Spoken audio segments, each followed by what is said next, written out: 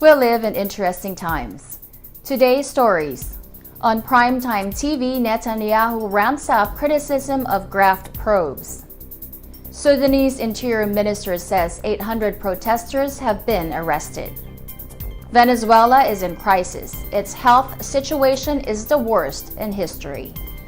Brazil's Bolsonaro says we cannot err on the economy. Plus, President Trump says the U.S. pullout from Syria has to be done in a prudent way. Kevin Spacey is in Nantucket court over assault allegations. And the Sparkman Wharf boasts of great views, good food, and entertainment in Tampa's Channel District.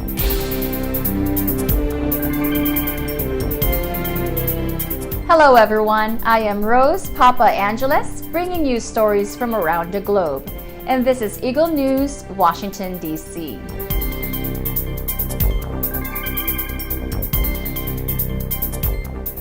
Israeli Prime Minister Benjamin Netanyahu ramped up criticism of corruption investigations threatening his indictment in a statement on live, primetime television Monday, 3 months ahead of elections.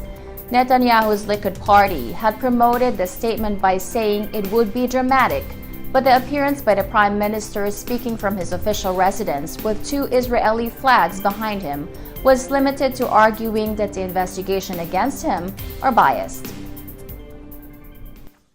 הערב אני חושף בפניכם שבמהלך החקירות נגדי דרשתי עימות עם עדי המדינה. רציתי להסתכל להם בעיניים ולהטיח בהם את האמת.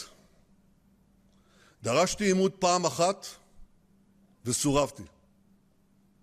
דרשתי עימות פעם שנייה ושוב סורבתי. אני לא מפחד. לי אין מה להסתיר. ולכן הערב אני חוזר על הדרישה הזאת לעימות עם עדי המדינה. מצידי שהעימות הזה יהיה בשידור חי. לחץ בלתי פוסק על היועץ המשפטי לממשלה, לחץ בלתי פוסק להעמיד אותי לדין. אתם יודעים שהייתי יכול להפסיק את מסע הציד הנורא הזה נגדי ונגד משפחתי שנמשך במשך שנים, אילו רק הייתי מציע למשל התנתקות חדשה, לסגת לקווי 67, לחלק את ירושלים, להפקיר את ביטחון ישראל. אבל אני לעולם לא אעשה את זה. Opposition figures harshly criticized the statement as a stunt and said it was time for Netanyahu to be defeated. Police have recommended Netanyahu's indictment in 3 separate corruption investigations, and the Attorney General is expected to announce his decision on whether to indict the Prime Minister in the weeks or months ahead. Israeli elections are meanwhile scheduled for April 9. Netanyahu said in his statement that he had requested he be allowed to confront the state witnesses as part of the legal process in the investigation, but was turned down. He said he was ruining his request to do so and also said he would be willing to do it live for the public to see. He also claimed that key witnesses who could refute the allegations against him were not called. Before laying out his claims, Netanyahu said, quote, "Citizens of Israel, this evening I will reveal to you information that you did not know to prove the extent to which the investigation against me is biased." The Prime Minister has faced widespread criticism in recent days for his efforts to publicly urge the Attorney General not to issue his decision on indictments before the elections. In his Monday speech, he said he has the right to criticize the legal proceedings and again argued that the Attorney General moving to indict him before elections would be unjust. If the Attorney General does so, Netanyahu would be entitled to a pre-indictment hearing as a last chance to defend himself before the charges are filed, and he says such a hearing would never be completed before the elections. Under Netanyahu's argument, the elections would then be held without him having sufficient time to defend himself. Many analysts say Netanyahu pushed for snap polls in April, 7 months before they are due, to be able to combat potential charges with a fresh electoral mandate. That would allow him to argue, as he did on Monday, that the allegations against him are the results of a plot by his political enemies to force him from office against voters' will. Calling the speech a fake drama, opposition leader Shelley Yakimovich said Netanyahu is no longer qualified to fulfill his role. Polls show Netanyahu is likely to win despite the investigation, but a decision to indict him before the elections could shake up the campaign. Interior Minister Ahmed Bilal Osman addresses the National Assembly in Khartoum, saying more than 800 protesters have been arrested in anti-government demonstrations held across Sudan since last month as hundreds gathered at a rally backing President Omar al-Bashir. Deadly protests have rocked Sudan since December 19, when unrest first broke out over a government decision to raise the price of bread. Authorities say at least 19 people, including 2 security personnel, have been killed in clashes during the demonstrations, but rights group Amnesty International has put the death toll at 37. Osman on Monday gave details to Parliament of arrests made during the protests and violence that marked several rallies. The figure was the first given by officials for those detained since the rallies erupted initially in towns and villages and later spread to the capital Khartoum. بلغت جملة الأحداث التي شهدتها الولايات 381 واقعة، وبلغ عدد المقبوض عليهم 816، ودونت سجلات الشرطة عدد 322 بلاغ، حيث بلغت جملة المرافق المتضررة 118 مرفق، شملت مغار حكومية وحزبية وصحية وتعليمية وخدمية، منها 14 مرفق شرطي، إضافة لذلك التعدي على عدد من المحال التجارية. مواطنيها تكللت جهود شرطتكم الفتية والأجهزة الأمنية في كسر جموح الخارجين على القانون وانحسار هذه الأحداث المؤسفة، وعاد الهدوء والاستقرار بالولايات عدا بعض الأحداث الطفيفة التي يتم لها التصدي في حينها قبل تطويرها واستغلالها لغير أهدافها. Protests broke out when the government raised the price of a small loaf of bread from 1 Sudanese pound to 3 or from 2 to 6 US cents. Several buildings and offices of Bashir's ruling National Congress Party were torched in the initial violence. As Venezuelan President Nicolas Maduro gets ready to assume a second term, the country continues to struggle with a multitude of issues, including a broken health system, which some are calling the worst in Venezuela's history. La situación de salud en Venezuela en este momento es la peor situación del sistema de salud en la historia republicana de Venezuela. Desde la guerra federal hasta ahorita, nunca habían habido unos indicadores tan malos en salud como los tenemos en este momento. Hay una serie de indicadores en general que miden la salud de un país. Si utilizamos esos indicadores, no hay uno solo que haya mejorado. No hay uno solo que haya mejorado. Todos han empeorado y han empeorado de una manera muy importante, entendiendo que Venezuela es un país que no ha tenido una guerra civil, no ha tenido una calamidad natural. Brazilian President Jair Bolsonaro warns that his government cannot afford to make mistakes on economic matters, suggesting that if they do, the left might return to power. Nós não podemos errar. Se nós errarmos, os senhores bem sabem quem poderá voltar. E as pessoas de bem, que foi a maioria que acreditou naquilo que nós pregamos ao longo dos últimos anos, não poderá se decepcionar conosco. Se a economia for bem, teremos mais empregos, o índice de violência diminuirá, a satisfação se fará presente junto ao nosso povo e nós começaremos a viver dias melhores para o nosso Brasil. Coming up, President Trump says the U.S. pullout from Syria has to be done in a prudent way. Kevin Spacey is in Nantucket court over assault allegations. Eagle News, Washington, D.C. will be right back.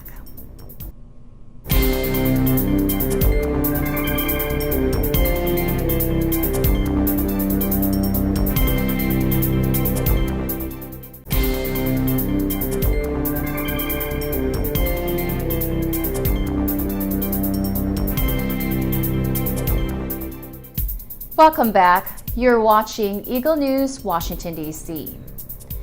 President Donald Trump on Monday sought to end fears of an abrupt U.S. pullout from Syria, saying the fight against the Islamic State group was not over and that withdrawal would be done in a prudent manner.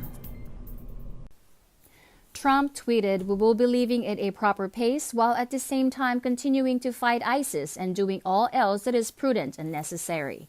The president has come under withering pressure both at home and in allied capitals after previous statements indicating that he considered the IS group vanquished and that he wanted U.S. troops out of Syria imminently.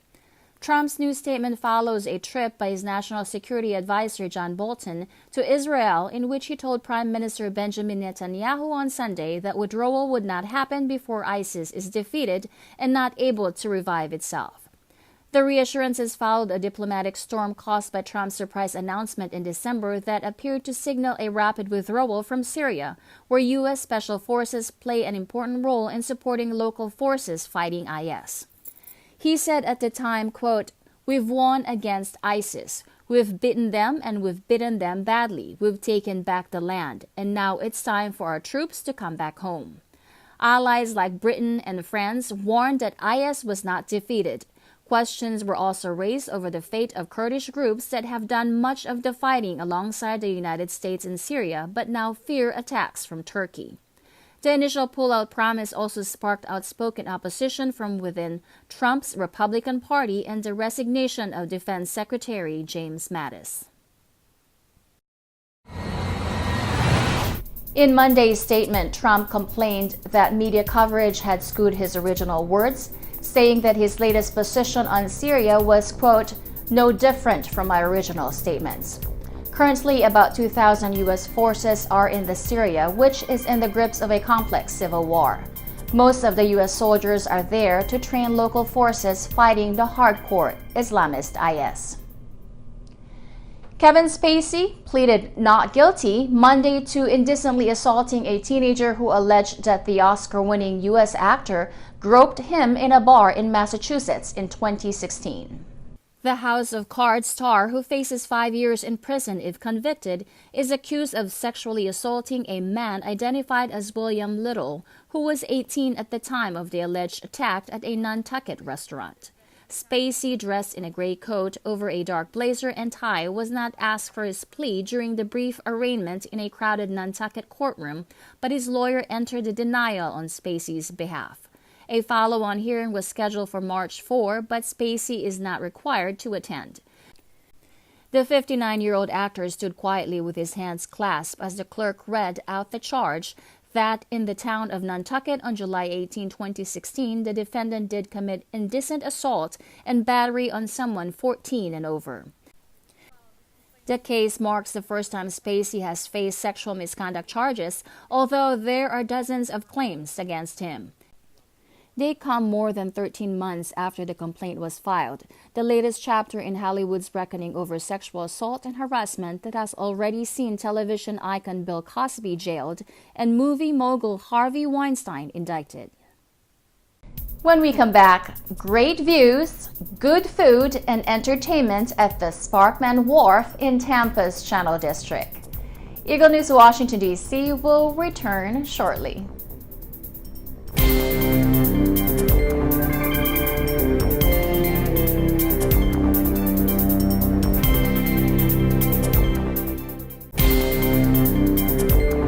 This is Eagle News, Washington, D.C. I am Rose Papa Angeles. The Sparkman Wharf in Tampa's Channel District boasts of great views, good food, and entertainment. Eagle News correspondent Abby Aragon takes us to this local destination with a new, improved look. Hey Digital Dust family! Today we're here in downtown Tampa at Sparkman Wharf, one of Tampa's newest waterfront attractions. Let's see what it's all about.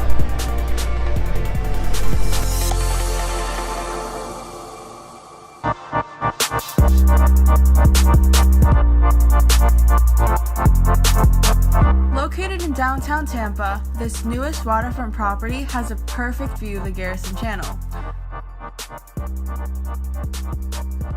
Sparkman Wharf's amenities include food vendors, dining areas, a large lawn area where you can catch some entertainment, play games, and watch games on a large screen TV.